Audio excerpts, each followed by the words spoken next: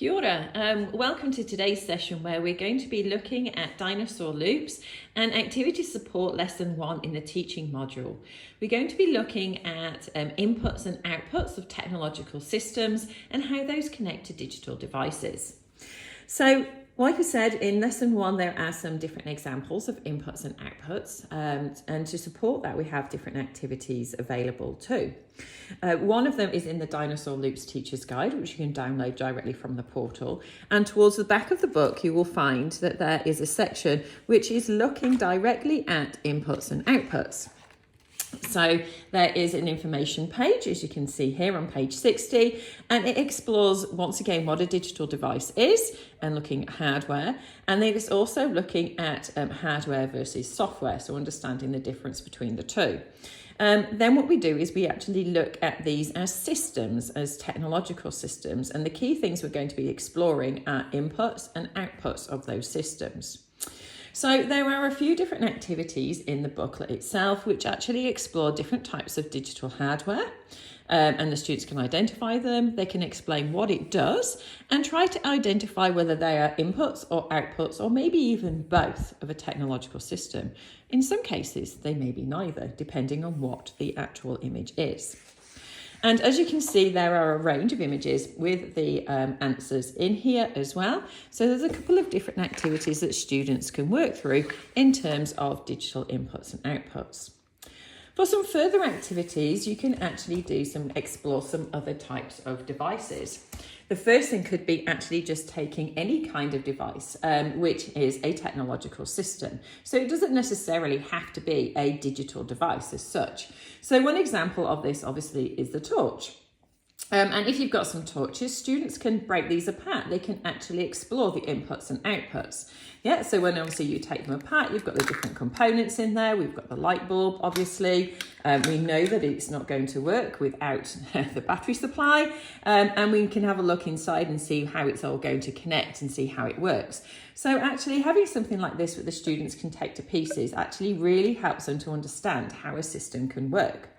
And then we can break it down so they can, from understanding the components actually in the system, we can understand how it works better.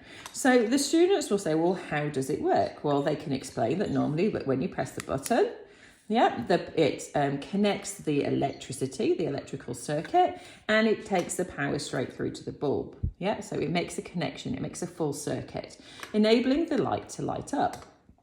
And so the inputs essentially is obviously the power supply, so the batteries that we've got in here, and the actual pressing of the button to turn the bulb on and off. So therefore, what is the output? Well, as you can see now, because I've turned it on, the output therefore is light. And in some instances, depending on the size of the bulb, you may find there's heat as well. So you can see that we've got very, very clear inputs and very clear outputs with something like a torch. So that's quite a nice activity, and you can get the students to doodle it, to sketch it, and to label the different inputs and outputs if you wanted to too. And there's lots of different kinds of technological systems. This is an electrical one. You could get something like a hand whisk from the kitchen, and that's a mechanical system. So there's lots of different types of systems with inputs and outputs to explore, just to introduce those concepts. Another activity you can then have a look at is actually look at the physical digital devices that we have. Obviously, we've got a few different ones in here, and you can discuss, right, well, what are these and how do they work? How do they help digitally? So obviously we have a games controller. We know that once again, and if they've already done the torch activity, they can make these great connections here and transfer knowledge across. So obviously they've got buttons. So buttons are going to be the inputs. Yeah, it tells people what to do. But not only do we have that, we have different kinds of joystick controllers as well, and other buttons in here too. Obviously there will be power in here, otherwise it won't be working. And so ensuring you can see that we've got the USB cable to connect it to the actual arcade itself or digital device that it runs through. So this is a form of an input system. If we're looking at a form of output system, then obviously using some kind of headphones, these are outputs, yeah? So obviously when we press play on something, then sound output or audio output is played. And we can change it, so we've got buttons here as well. Obviously we've got an on-off, so that would be an input. within this system itself, so within the system of the headphones itself. But if we put the headphones and attach them to, say, a phone or to other kind of digital device, then this will end up being a whole output itself.